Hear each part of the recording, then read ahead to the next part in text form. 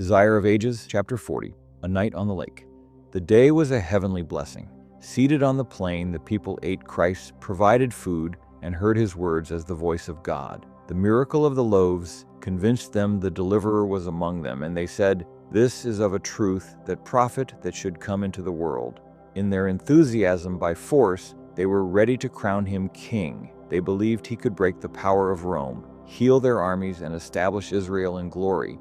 Even the disciples united with the multitude in declaring that the throne of David was his rightful inheritance. But Jesus saw what they could not. Such a movement would lead to violence and hinder the work of his spiritual kingdom.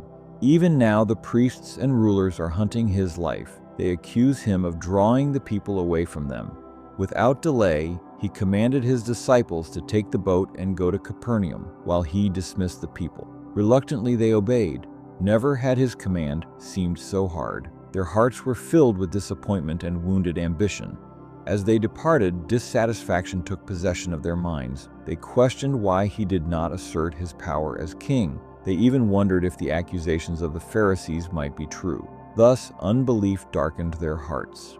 When left alone, Jesus went up into a mountain apart to pray. For hours he pleaded with God, not for himself but for his disciples. He prayed for power to reveal to men the divine character of his mission, that Satan might not blind their understanding and pervert their judgment. He knew their upcoming trials would crush their hopes and severely test their faith. With tears and anguish, he prayed they would be strengthened to endure.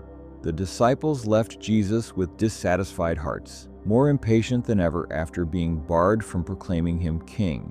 On the sea, the disciples struggled. A violent storm had arisen, and the winds drove them far from their course. All night they toiled, until in the darkness they feared they would perish. Their earlier doubts and complaints had left them unprepared. At last, in their helplessness, they longed for the presence of their master. Jesus hadn't forgotten them. The watcher on the shore saw those terrified men battling the storm and never lost sight of his disciples. As a mother in tender love watches her child, so the compassionate master watched his disciples. When their strength was gone and their hearts were humbled, help came. In the darkness, they saw a figure walking upon the water. Not recognizing him, they cried out in fear, thinking it a spirit. But a voice spoke to them, "Be of good cheer, it is I, be not afraid." At that word, hope revived. Peter, eager and impulsive, cried, "Lord, if it be thou, bid me come unto thee on the water." Jesus said, "Come."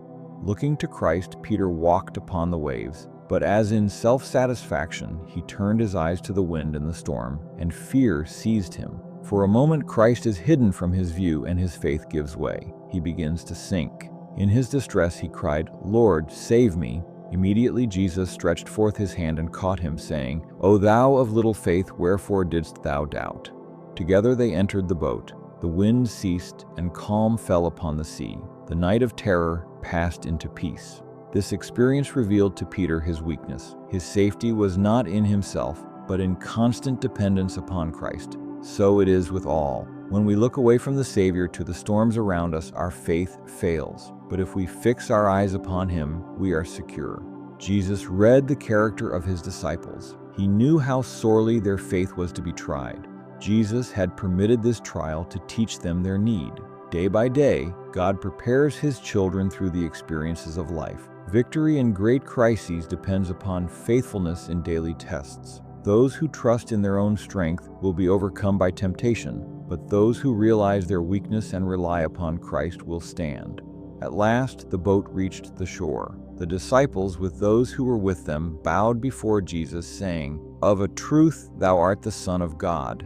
Thus, through storm and darkness, their faith was restored. The one who had fed the multitude was also the master of the sea, and in every trial he would prove to be their unfailing help. This chapter is based on Matthew 14:22-33, Mark 6:45-52, John 6:14-21.